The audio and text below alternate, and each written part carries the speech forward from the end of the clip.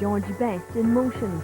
Style has always been the watchword at Manchester United, and George had more than most. He was handsome, slim and nimble. With the ball at his dancing feet, he made opponents look like they were in a different time zone. And George Best threw that running his fast beautifully. Look, he's committed and it's a goal! Yes, it must be for George Best! The swinging 60s were party time at Old Trafford, and George was lord of the dance. Georgie Best has done it! George was a cult figure, and he was the first of his kind. In George Best's day, football was a cloth cap for the fans and a bit dour for the players, and then suddenly it was the swinging 60s. I mean, it wasn't just George who changed everything single-handedly. The era was changing. It was the era of the Beatles, the swinging 60s, but George led football into that era. George was the first of his kind. There had been football heroes before, football stars even, but he was the first of the modern-day superstars. He was young, he was famous, and he was sexy. You have the 60s, the swinging 60s, there was a lot of liberalism going about, there was different attitudes to sex, society was rapidly changing, we're in the white-hot revolution that Harold Wilson had predicted, and along came George, a product of his time, not only a football genius, but also with film star looks. Here we had a man whose impact on football was great, but his impact on popular culture was phenomenal, because he took the football star out of football and put it on covers of Paddy Match in NME and magazines like that. George was born in Belfast and grew up with a passion for football. As a youngster, he was watched by Bob Bishop, United's chief scout in Northern Ireland. Bishop sent a telegram to Matt Busby which read, "I think I've found you a genius." So George became an apprentice at Old Trafford, and even then it was obvious he was special. I remember Harry Gregg tells the tale of the youngsters playing and Harry staying behind one afternoon to sort of make up a five-a-side, etc. And there's this skinny, dark-haired boy had come up to Harry in goal and given him the shimmy and sent Harry one way and put the ball past him the other. Now I'd been at the peak of my career, and I used to do things to players at international level. They didn't do it to me, I did it to them. And this youngster comes through, and I'm on my backside. This is no dream, no fancy tale. I'm on my backside. That doesn't happen to me very often. And the ball's in the five-a-side net. I know, okay, I'm bossed up a bit. And I can't play for fun. A few minutes later, it happened again. And I said, aye. And it happened the third time, and I said, you do that again, son, I'll break your bloody neck. And I got to talking to the youngster. Very quiet, crew-cut black hair, one thing outstanding, bright, bright eyes.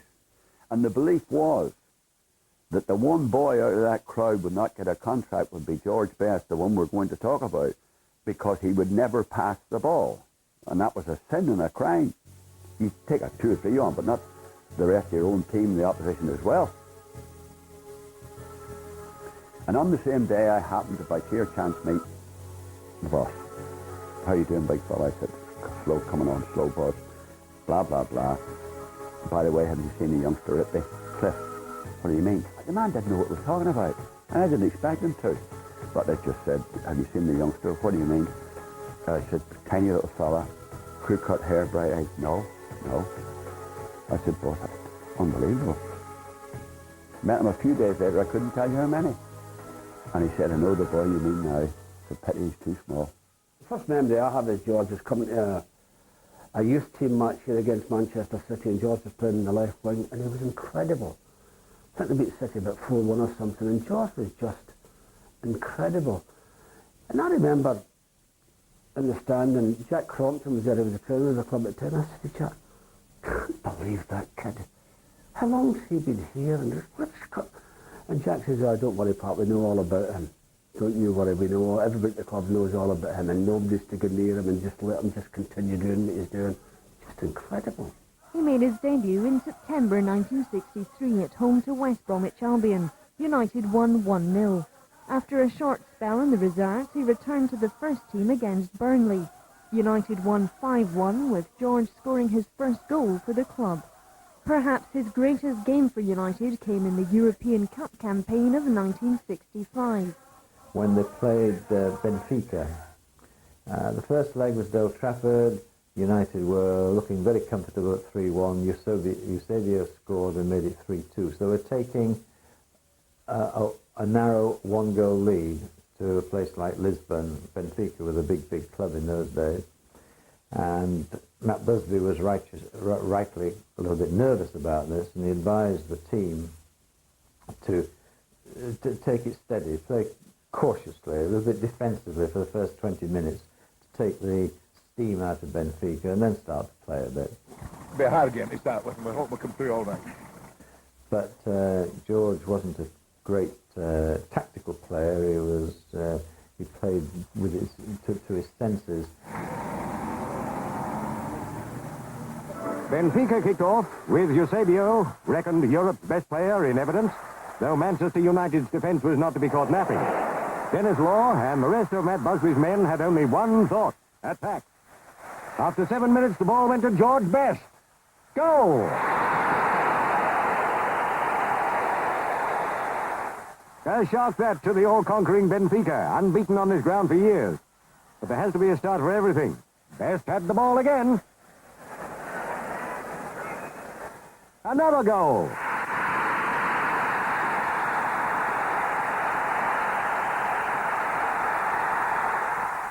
Bobby Charlton started another attack. Heard to Connelly. Goal number 3. At half-time, United 3, Benfica 0. And being Manchester United, they didn't let up. Champion teams don't make that mistake. Benfica were lucky here. As the Portuguese 11 couldn't score themselves, Shea Brennan put one through his own goal.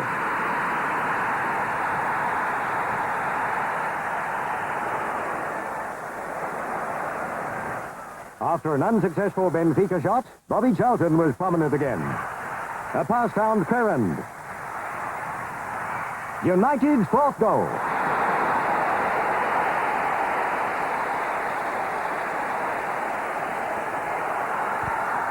It was only right that Bobby Charlton should get one himself. Goal number 5.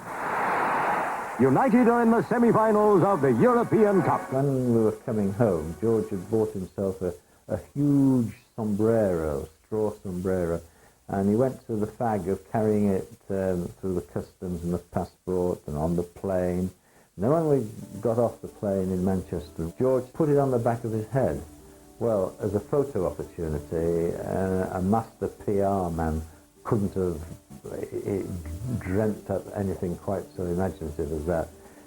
All the photographers immediately homed in, and there was George in the next day's papers, huge sombrero, sitting on this sort of this black wavy hair, and under the heading of El Beatle. And that picture must have gone round the world, and that really, for me, was the shrewdness of George Best, if you like, as a publicist. And how much thought he'd given it, I don't know. Maybe it was instinctive, like his football. But it certainly worked like a dream in terms of projection. And this was George. I think that was the time when you could say it arrived in the big time, and then the football world there at his feet after that. I mean, he had that great ability as well of being able to run up and down the line. I mean, when he played in the left wing or played in the right wing, Shea Brennan and Tony Dunn will be the first to tell you, the winger that was playing against them had to get by George before they took the full-back on. He just work rate was incredible. He tackled great in the air, could hit the ball with both feet quick. He had everything. The unfortunate thing about him, that he was good looking. That was the biggest problem. If he'd been ugly, he'd been all right. Best! What a beautiful goal! Georgie Best! I think George played to his strengths, and one of his strengths was beating opponents.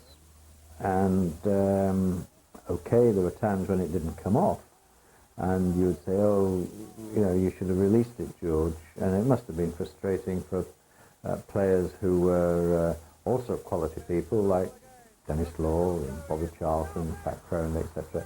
But I wouldn't criticise George. I think he had the moral courage to have a go himself. And somebody in the team has got to create and has got to attempt to beat players. Otherwise, you know, it's all square passing and no penetration.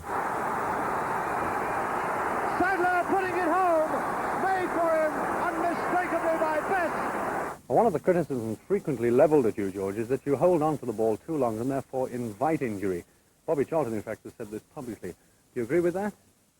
Well, I tend to think at the moment I don't hold it as much as I used to. It was one of my biggest failings, and I've always tried to stop it and not hold on to it so much. I don't think I do as much, well, not half as much now as I used to. I'd like to think that I'm getting a little better at releasing it. You obviously take a good deal of stick in almost every game. Do you think that players go out of their way to put you out of action by fair means or foul?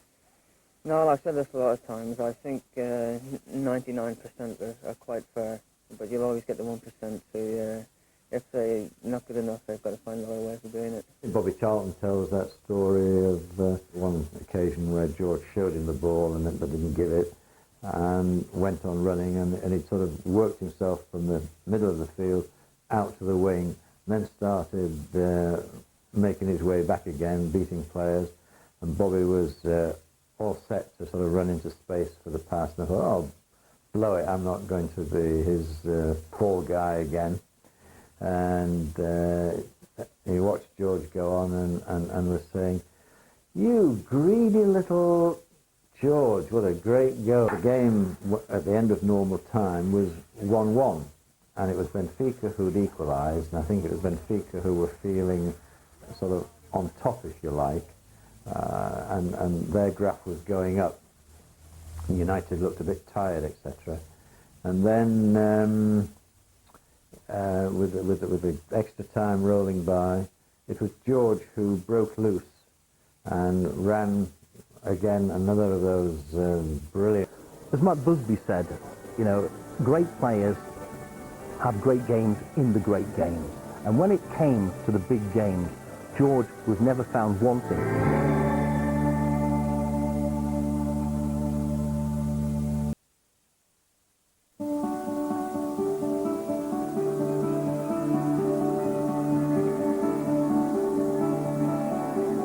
George also won 37 caps for Northern Ireland and scored 9 goals. Although he never played in the World Cup finals, he did make his mark at international level too. Bertie Peacock, who played with me in the Irish team for 10 years, Bertie became manager of Northern Ireland, and I'm terribly proud of it. I rang Bertie Peacock up and said, Bertie, there's a youngster here, and he's brilliant. Now, this is long before the world caught on. And Bertie Peacock picked him for his first cap against Wales. I've never seen him play on the strength of a telephone call. With respect, I think we must say that Ireland's chances in international competition must always be regarded as slight. Do you ever sometimes wish that you were English? I thought, well, when I watched England win the World Cup, I must admit there was just a little, you know, I felt as if I'd like to be there. But Ireland they've got quite a good team at the moment. They've a lot of good players. So it's not a one-man team by any means. His unique talents were recognised when he was voted England's Footballer of the Year and then European Footballer of the Year. He was a hero. He went out on the football pitch and he dribbled through the Sheffield United defence, or Gordon Banks tells the story of how he dribbled past 4 Stoke defenders, then nutmegged him, rounded him, put the ball in the net. And Gordon Banks said, nobody, not even Pele, had ever done that to me. Good ball to Kidd. Morgan's in the centre. Charlton's coming through. Best is there. And Best! George seemed to be able to ride tackles and anticipate them. It very rarely flattened, partly because of his pace and defenders couldn't catch him, partly because his balance was so good it put the others off balance, and so they didn't often catch him, and just skimming the surface. That's how I remember George. I've seen you in clubs before, but never imagined you running a club. Why do you want to run a nightclub? I enjoy that side of it. I enjoy going out at night, as everyone knows. So the obvious thing was to get into the business. Okay, you like to live it up at night, and maybe some people would argue it wasn't the aesthetic life for a professional sportsman. I don't think it would have suited Sir Alex Ferguson, for instance. But George liked girls, he liked going out at night, he liked discos, and really there's nothing very unhealthy about that. And he enjoyed himself. He played his football. Nobody ever complained about a lack of application in terms of training. Even right at the end, when Tommy Docherty was managing him, Tommy would say, once I've got him here on the training ground, he's the perfect professional. You know, you had to sort of drag him off at the end. And he worked, and he wasn't a scrounger. He wasn't idle. He really put a lot into his life, both on and off the field. What you've got to remember about George is that he played in Manchester United team whereby a lot of the players were married with children. So he didn't really socialise with them, not because he didn't like them or they didn't like him, but they had different worlds. Bobby Charlton was going home to a family. George was a single, good-looking guy, wanted to get out on the town. So Dennis Law took him under his wing somewhat, and that was the start of their friendship. And they'd gone out for a night out for a pizza and a couple of drinks, nothing special. And Dennis said, oh, let's get the bus home. Let's get the bus home. And they went to get the bus, and they were informed that they'd missed the last bus home. I think they were going out to Bramhall. And a driver saw me thought, George Best and Dennis Law. And he comes, where are you going? So they tell him where they're going. And he says, well, get on my bus. I've just brought this bus home into the depot. It's the last one. If you get on it, I'll give you a lift home. So I said, are you sure it's all right? He said, yeah, it's all right, it's okay. So he said, Dennis and George get on this bus, and the driver's driving it out the depot, and he's stopped by an inspector. He said, where are you taking that bus? And he said, I've got George Best and Dennis Law on board. And the inspector climbs on board, looks at it, this single-decker bus, and goes along down, shines the torch on him. Sure enough, it's George Best and Dennis Law. And the inspector walks back up, says to the driver, he says, take the bus back into the depot immediately. Get that bus back in there and get out double-decker. They might want to smoke.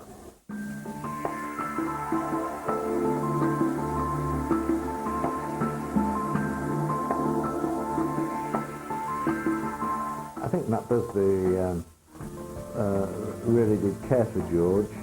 I think at the same time, I mean, he was an older man, he was getting near to his retirement, and Matt, when he'd been a boy, there wasn't the disco world that George found himself in, and I think Matt maybe struggled a little bit to come to terms. There was a more than a generation gap between the two. But when you talk to Matt about George, even in later years, sort of Matt would sort of shake his head as if to say, you know, heavens, I love the boy, but, you know, how could I have sort of helped him more? And I think there was that aspect to it. At one point, he did try to help George. He realised that maybe he needed a family background, and he asked Pat Crerand if George could go and stay with him, stay with Pat and Noreen, and be part of a family. Now, you were telling me only last night that you didn't want to live anywhere than at your own house, so that you felt quite happy and settled now in your own place. Now, I gather you've accepted going to live with Paddy and his wife.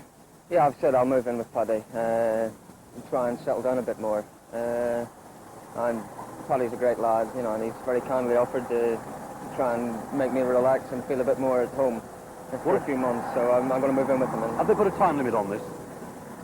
Not really. They just said move in for a couple of months and see what happens, see if you can relax and, you know, get a bit of sleep and look after myself.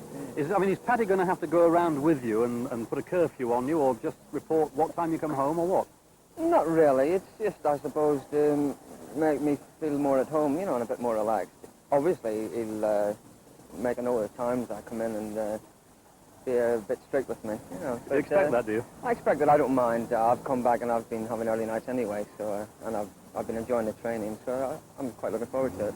Frank thought maybe getting to stay with me would help him a little bit. It didn't help him a little bit because he only said maybe 2 or 3 days. It was very difficult for him to come back to the house and go to bed at 11 o'clock, something I'm sure he wasn't used to and hadn't been used to for quite some time. So it didn't last very long. But after winning the European Cup, United's results went into decline. There were changes within the club, and George no longer seemed happy. The pressures of superstardom were catching up with him, and his behaviour became erratic at times. He played his final game for the club on New Year's Day 1974. George Best, you've had a night to think about it. Are you still definitely quitting football? Yes, definitely, yeah. I made a decision and that's it, yeah. You went back on that decision once? Yes, well, I explained that in the letter I wrote to the board. Well, I came back. A lot of people had asked me, and I reconsidered it and thought I'd have another go, but it just didn't work out. So this one is final. You've been at Manchester United since you were a teenager. What are your feelings about leaving the club? Obviously, a little sad, but I've made a decision, and I think it's the right one, so I've got to stick by it now.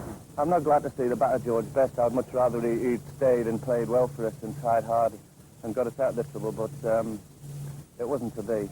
So I'm just glad that we're able to start a little bit from scratch and maybe pick up some pieces that have gone wrong this past few months. Well, accepting then that you've given up football, turned your back on it for good, what are you going to do? What's in your life to replace football? Obviously, it'll be very difficult.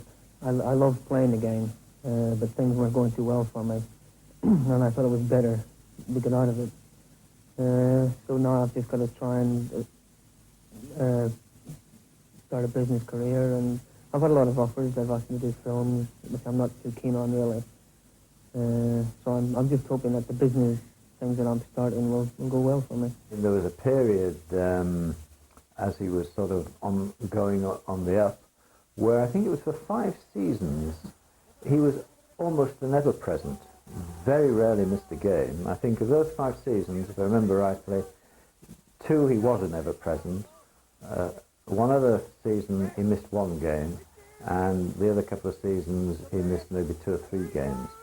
So that because of his sort of history towards the end of his career, people have this impression of George as sort of not sustaining his life as a footballer.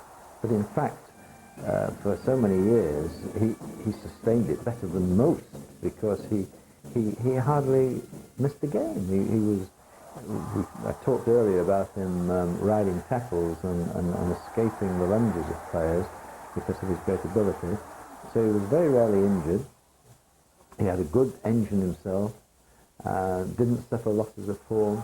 He was the most consistent player, and this I think has to be borne in mind when people are making judgments about his career.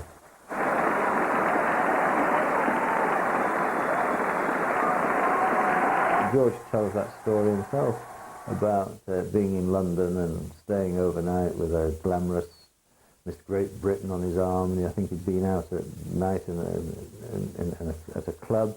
He'd gambled, he'd won a stack of money, he'd gone up to the hotel bedroom with the money and sort of thrown all the money on the bed, and Miss Great Britain was there, and he ordered some champagne, and the night porter brought it up to the room and tended to be a little bit scruffy, the night porter, and apparently said to George, "Can I ask you something, George?" He said, "Yeah, well, what do you mean?"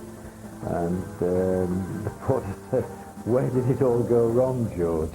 And George looked at the money and he looked at Miss Great Britain, and then I think he was lost for words. Stanley Matthews told me that he's quite often asked to put down for a newspaper his all-time favourite football side or his all-time great 11, and the first name he always puts down is that of George Best. Still to this day and age, George is the most famous footballer in England, well, in Britain. I mean, you mention George Best's name anywhere, and you'll get a round of applause. Whether he's there or not. George Best was one of the greatest talents of all time. I would give him my vote as the greatest ever Manchester United player. Maybe as you get older, you look back and the past always seems rosier. Maybe that's influenced my view that George was the greatest ever, but George did have a a magic which great player though Eric Cantona, and he'd certainly be in this hallowed group, George would maybe just pip him for the sheer magic that flowed through his every move.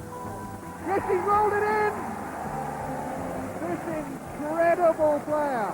I think one of the best summings up of him was by that mercurial wing half for Northern Ireland, a fellow Irishman, Danny Blanchflower, who said of George that he had ice in his veins.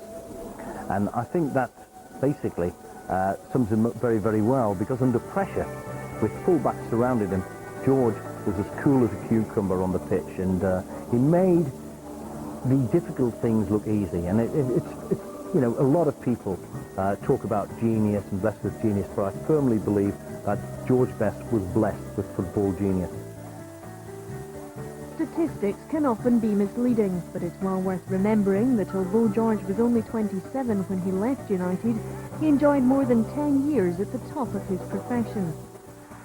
He played 474 games for the club and scored 180 goals. His sheer genius is his greatest legacy. George Best remains a true legend forever. Mr. Matt, how's the team going to do without George Best? We'll meet that when it comes.